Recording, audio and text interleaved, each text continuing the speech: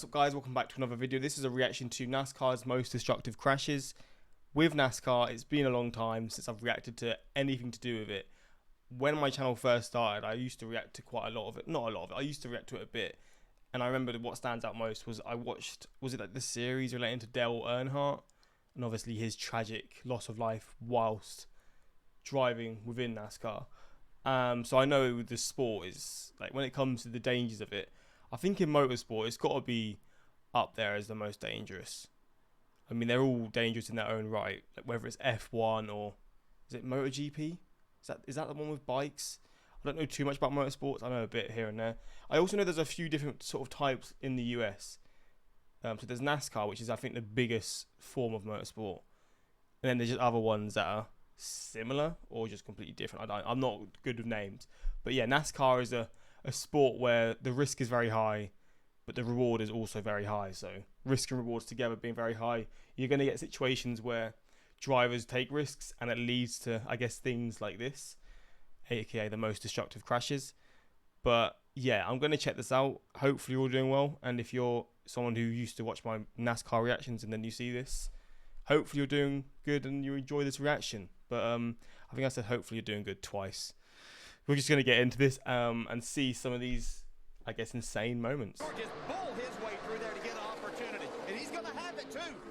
Final corner at Daytona. Who's going to it's Daytona.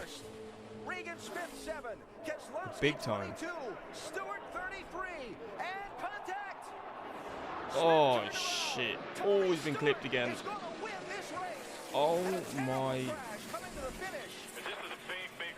That was the That was the finish. Kyle Larson's car with the front end Holy torn shit! off. Completely ripped off, and he's just getting out. Wow. That is the engine out of the 32 car. That's in the grandstand side of that wall. Yeah, also a tire and wheel assembly. As the field came to the checkered flag, watch the white 32 car. Got clipped there. Oh, those. Well, I was looking at the one at the back. How did those ones collide? Were they just trying to dodge this car that? I guess they're just, yeah, dodging the car that was already getting hit. Field came to the checkered flag. Watch the white 32 car. Yep. And then that goes flying. And yeah, they're all just done. And again, Kyle Larson did climb from that machine. You heard from him a minute ago. How long can he do that? Oh, this is old.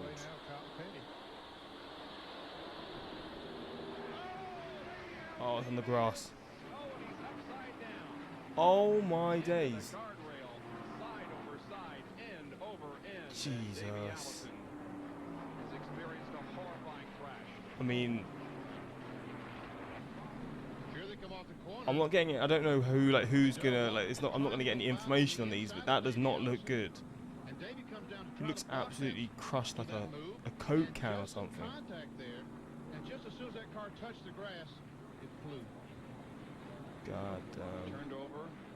Now they're not. Are they required to run the skirts on the right side of the cars here like they do at Daytona and Talladega? I don't believe so, man. And you can see that once the air got up under the right side of that car, it just flipped it the wrong way. Yeah, he's got to get to the top. The top's going to have the biggest energy here. Daytona again. Is Daytona just the riskiest? Huge shove. They are 2 and 3 wide behind him. Crossover. That's Austin Hill in the 21. Oh, big crash. What I find so What I find so mad is, like, when they get hit, it's sort of like in slow motion, like they sort of float. It's like there's the gravity just sort of goes and they float up. It's not like they go quick. They just float up. Crossover. That's Austin Hill in the 21. That's so weird. Up and over. Mate. Caution is out. There's no way that there was no injuries here. That's Myatt Snider. Or worse. You know, to see Myatt just walk right out, that's a great sign. And I would be anxious to see how close it was at the time of caution. Because look right here, it looks like the 16's out front. Whew, it had to be really close. The caution wasn't out at that point when they left our screen, so he was clearly ahead by the time he left the bottom of your monitors on television. But unfortunately, Anthony Alfredo getting into the back of the 31 and creating that issue. Maybe with Daytona, there's more. Wow. I mean, look at that car. Yeah, look crazy. at the grass. That's Is it flying popping and up more frozen. because it's one of the most prestigious races? I guess people just want to win it more, so they're just willing to risk it a bit more. Or this is just these accidents. It's just happening to show more from that racetrack. I don't know. The engine. Oh, mate. wow. The engine's gone. A bad crash here at Talladega. Just a very, very bad crash. Mark Martin is involved. So is Rusty Wallace, Brett Bodine, Elton Sawyer.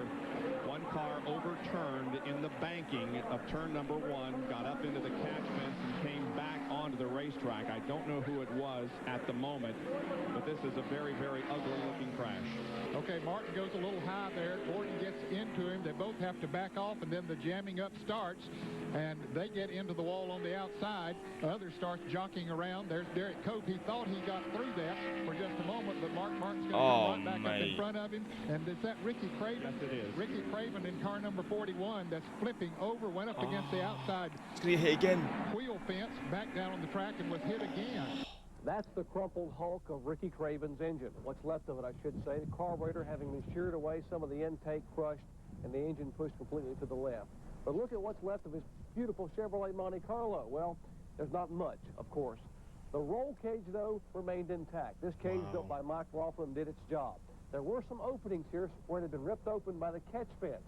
Keep the camera. Wow. Look at Jimmy. Yeah, right there. We could keep both these battles in this shot. Great job, guys. Down the stretch. Look out. Trouble. Kurt's into the wall. Boyer's in it as well.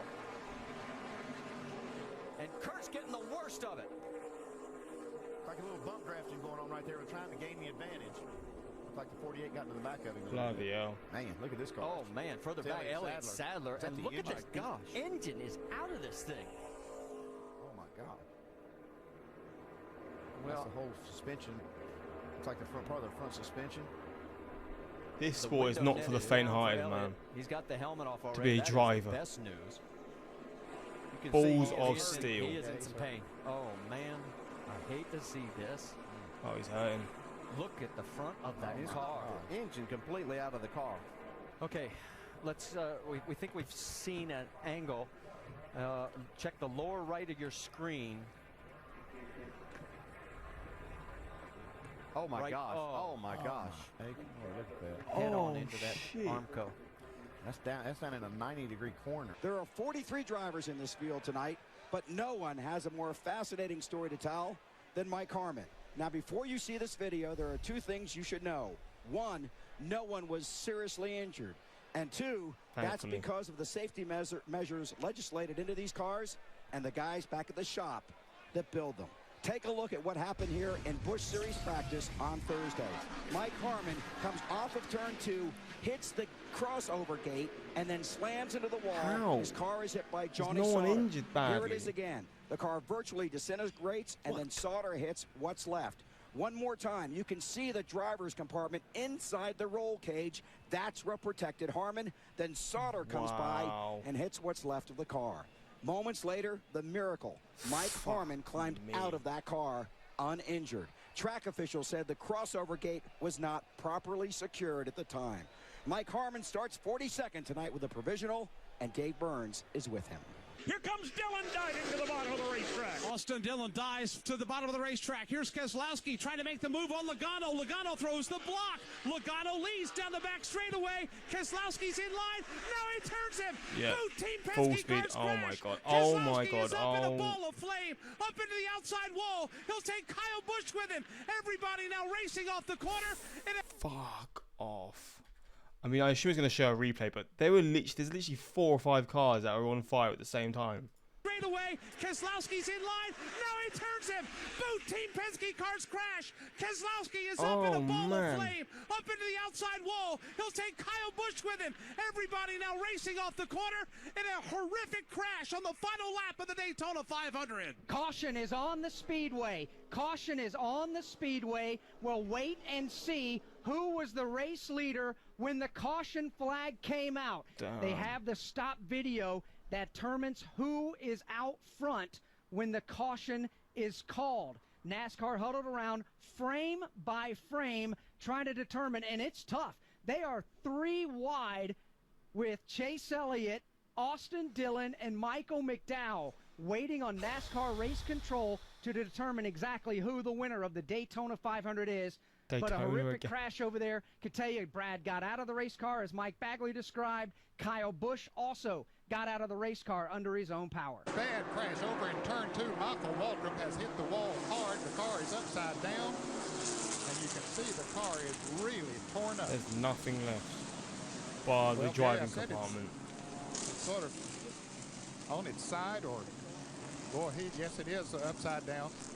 They're fixing up that gate where Michael hit over there. Let's take a look one more time and give that Kool-Aid man on the hood of that Pontiac a wild ride. Now, just coming out of turn 2, that's the crossover gate, and Michael hits the juncture of the gate and the concrete wall that begins the back straightaway. The car is literally sawed open, and you see the steering wheel now sticking out to the left side of the car. And this is what's left of Michael Waltrip's Kool-Aid Country Time Pontiac. Out of the second turn and down the backstretch. That's Waltrip and Alan Kulwicki leading this. Oh, look at Earnhardt got sideways. Somebody looked like made some contact. Uh-oh, we've got a problem. Contact here. For sure. Darrell Waltrip and Joe Ruttman. Oh, shit. Oh. Darrell Waltrip tumbling down the backstretch in what appears to be a very, very serious crash. Joe Ruttman, the other car involved in that incident. That we see Darrell. He's down on the inside of Kulwicki, and Joe Ruttman right behind him. So helpless. He's going to show it when they're like they've crashed. They're just there now. They're just sitting ducks. They can't do anything. They've crashed, so they're just going across the grass hundreds of miles per hour. Helpless. That has got to be one of the scariest situations you can be in. Now here comes Earnhardt. Looks like someone had tapped him. But Kulwicki came down and touched Darrell.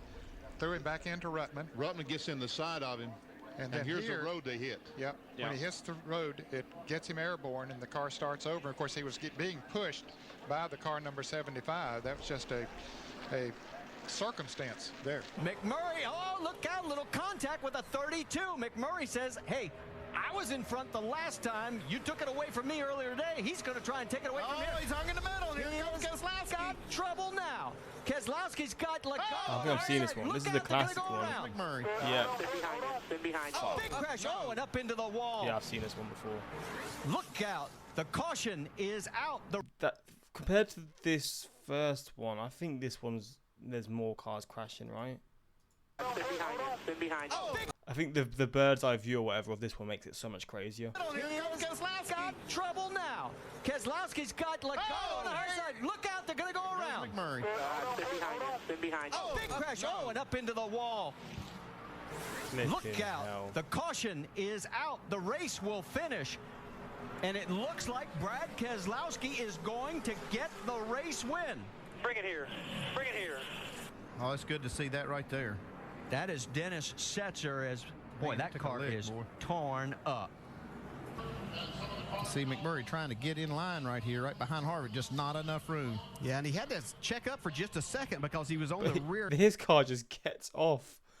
I don't know. I don't want to say this car causes. I don't really know how people look at it within the NASCAR community or the rules. But these cars combine, and the yellow one just manages to miss all of it. Is torn up. See McMurray trying to get in line right here, right behind Harvick, just not enough room. Yeah, and he had. I guess it's this car's fault for not having enough space. Do you say McMurray? Yes, check up for just a second because he was on the right rear quarter of Kevin Harvick. And then once he goes around, the chaos begins. Look at Setzer. Wow. Flip it out, mate. When the good to see him get out of that car. But that catch fence does its job. Just the flames going in your face, man. Good to see him get out of that car. But that catch fence does its job. Into the triumph they come. Dale Earnhardt Jr. to the bottom of the track. Jr. will win at Daytona. And the big one happens behind them. Oh, my God.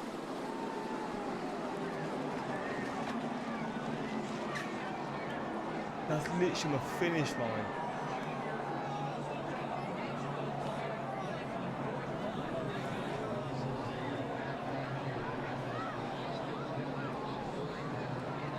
Austin Dillon into the catch fence. All the crews getting out to that car. to assist these drivers. Thumbs going up from all the crew members, and the crowd roars. Here we go. You can see him on the bottom.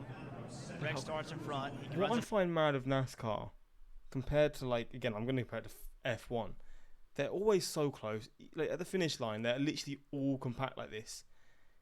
How does it happen? Like, in terms of a full race in NASCAR, are there loads of stops in driving where, like, there's a crash, so they have to stop, and then that leads to the cars all being brought back together? Or what is it? Because, again, in F1, they're so, like, you'll have them lapping each other and stuff like that. So I guess maybe with NASCAR, are the cars all evenly matched? Like, there isn't advantages. Like, you just got the same car pretty much, just with different sponsors or on a different team. That could be it. So I guess because the drivers are all so close in terms of their ability, that's why they're always so close in terms of the actual, like, finishing and stuff.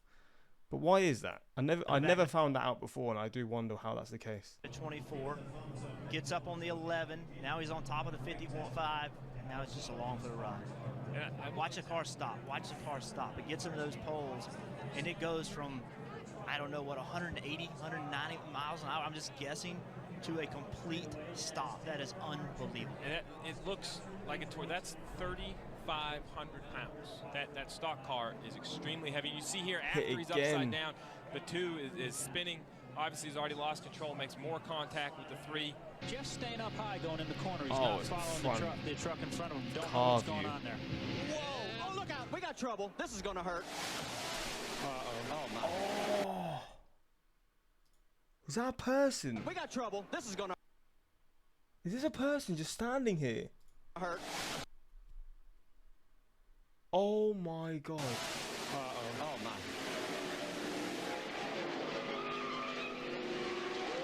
Oh, my. Oh, fuck. I've surely seen that before, but I wouldn't have seen that for a good 5 years. That is probably the worst crash I've ever seen. Everything about this is horrifying.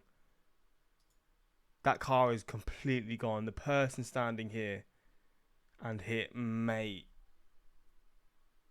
That is shocking. This is going to hurt. Uh-oh. Oh, my. And then hit again. Oh, my. That is fucked. Oh, that poor guy. Yep. Keep your fingers crossed.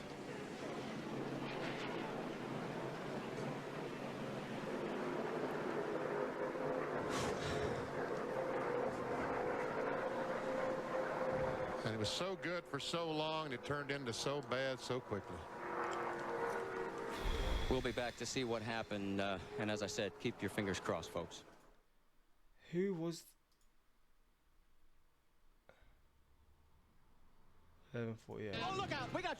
So I've actually got some information on it. Jeff Bodine crashing at 11:48. Still to this day, the most horrific crash I've ever witnessed in 21st century stock car racing. Only second to Austin Dillon at Daytona a few years ago.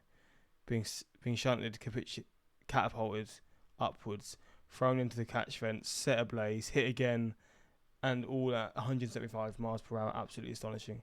How he managed to survive that, God only knows. True testament to the engineering. What? How? How the hell has that person managed to survive? The engineering of these cars is ridiculous, because I don't even understand how that's possible.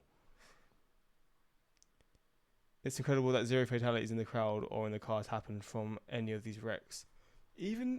Wow. Oh, look out! We got. I mean, am I being blind? That is a person, trouble. isn't it? This is definitely a person. That is mental. And then this person here as well. Uh-oh. Oh, my. Jesus. Oh, my. That is shocking, man. Bloody hell. Well, there we go. That's my introduction back into NASCAR. It's been a long time, and I've just really, like, fully remembered just how brutal this sport is. But yeah, there we go. I'm pretty speechless. Bloody hell, man. I don't watch motorsports a lot. I watch F1 a little bit. I'm a bit bored of F1 because of how it's just the same person winning. But seeing this, man, God damn. But yeah, that's this reaction. Hopefully you enjoyed this reaction. If you want to see more of this, let me know what you want to see. And until next time, like, subscribe, and peace.